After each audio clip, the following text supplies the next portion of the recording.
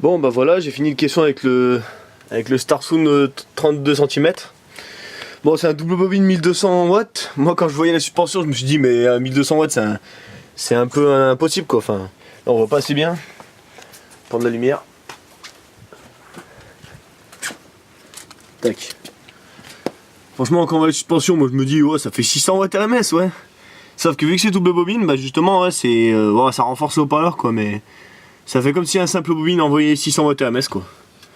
En fait c'est gourmand mais au moins ça permet ouais, des performances plus élevées quand même. Pour ça que d'ailleurs le rendement est plus faible d'ailleurs aussi. Donc là bah les vents c'est un 16 cm. Enfin... Ah putain, cuide. Et donc ouais, à l'intérieur, bah, j'ai mis de la laine au fond, pas pour la qualité du son. Il est branché en 2 ohms, donc c'est un 2x4 à la base. Putain il fait chier ce truc. Et voilà. Donc là les vents il fait 16 cm, bah, c'était un carton d'enceinte Ellipson. Des enceintes sphériques hi-fi à 250 € pièce, elles étaient là-dedans. Du coup je me suis dit bah ça pourrait me faire un évent pour le gros caisson et franchement j'en suis super content. C'est pile bien accordé et tout. Donc du coup je fais une démonstration du... comme me disait celui qui m'a vendu le caisson, comme quoi il faut pas mettre tous les gains à fond. Et ben on va très vite le comprendre parce que même en 2 ohms avec le focal là c'est impressionnant ce qu'on tire comme ampère. Là j'ai les basses au minimum, enfin à 0 décibel on va dire, j'ai pas augmenté. J'ai le gain au max quand même, et puis après je gère tout MP4, qui est le MP4 je sais pas où il est. Il était là, ah il est là-bas. Donc franchement, hein, dire qu'avec un autoradio on marche mieux, c'est justement ce qui fait qu'on grille tout quoi à chaque fois. Et là bon il a chauffé l'ampli déjà. Mais bon brancher en 1 ohm c'est vraiment un peu suicidaire on va dire. Bon de toute façon je peux pas le faire avec ce sub donc tant mieux. Donc là l'abaisseur de tension je l'ai réglé en 13,8 volts stabilisé. Pour avoir meilleure qualité sonore on va dire. Et après là il y a les ampères. 20, 40, 60. Donc entre 40 et 60 je pense que ça doit être 50 ampères logiquement. Donc vous allez voir que ça tire vraiment très fort à des moments. Donc là le volume du MP4 il est à 26. Et j'ai mis les basses sur le MP4 à fond. Allez c'est parti.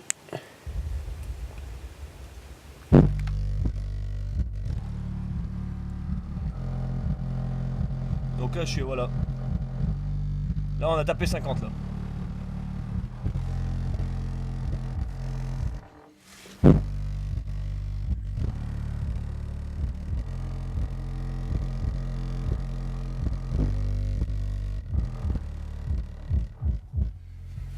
Bon faut attendre que la musique revienne.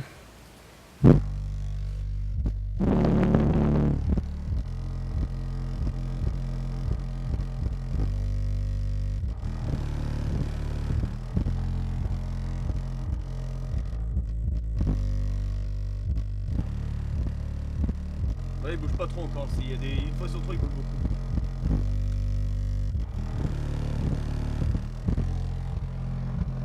Donc là on tire vraiment beaucoup là, sur le coup de brut. Je vais remettre un coup de brut pour bien montrer. Donc on a été 2 10 on va dire.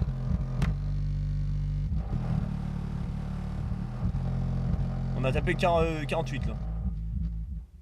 Donc étant donné que le focal il a 2 fusibles de 25 ampères, bah là c'est à chaque fois limite de les griller quoi sur le coup. Et franchement ça chauffe. Hein. Mais putain mais franchement l'histoire des gains je comprends maintenant l'histoire. Donc là j'ai mis les basses au minimum. Hein. L'OPA je le mets à 50 Hz, même à 50 Hz j'arrive à tirer à mon max. Donc c'est bien de 25 ampères. Hein. Je suis avec des câbles de construction en 10 mm² je crois.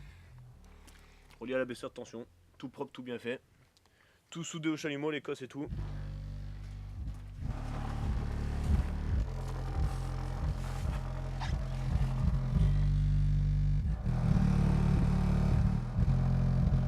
Bon voilà c'est fini.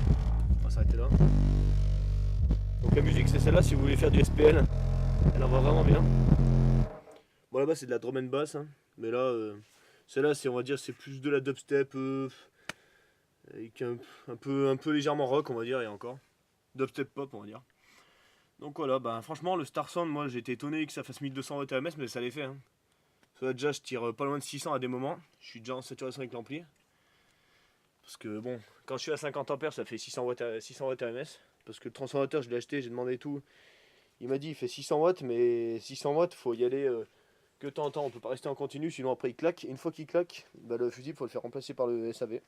Du coup faut que je le renvoie et tout. Mais sinon c'est de l'excellent matos hein, pour faire vos soirées chez vous avec votre caisson de bagnole. C'est franchement une tuerie ce machin. C'est précis et tout. Par contre là, quand on tire en 2 ohms, franchement il commence déjà... il sait plus trop où il est déjà donc... mais bon. Après il est en capacité jusqu'à 52 il m'a dit le vendeur. Mais là des moments j'ai vu ça dépassait entre 40 et 60 quoi. Mais bon. Enfin voilà, ben, en clair, ça risque d'être un poil juste des fois le haut-parleur pour mes soirées. Enfin, par contre pour les infrabasses, là ça va super bien quoi. Ah c'est super accordé au caisson quoi, c'est un très bon haut-parleur. Du coup voilà. Bah du coup ça sera toujours bien pour se faire des soirées ciné dans la maison. Voilà. Et donc bah c'est tout, il n'y a rien d'autre à dire. Ah si ouais, avec la baisse de tension je peux régler les volts, je peux passer de 9 volts à 15 volts. Mais à 9 volts à 9 volts avec 10 watts RMS ça va, dès qu'on est à 50 c'est fini, y a plus rien, ça grésille, ça. Puis à 15 volts après on est en surpuissance on va dire. Mais l'ampli il assurait, enfin en 4 ohms j'atteignais 30 ampères en 4 ohms, alors que normalement je suis censé atteindre 25. Mais j'étais en puissance de crête quoi. Puis là, puis bon le caisson après je vais foutre un petit coup de peinture, enfin dès qu'il fera meilleur, pour que ce soit plus joli. Puis ben voilà, je vais aller un peu au rasso avec et tout, pour voir un peu ce que ça donne dans une voiture, pas dans ma bagnole. Bon, il est vraiment gros, il est chiant à mettre quoi. À chaque fois c'est pareil quoi. Allez, bah à la prochaine pour notre vidéo, hein. Peut-être de sono ou pas, on sait pas.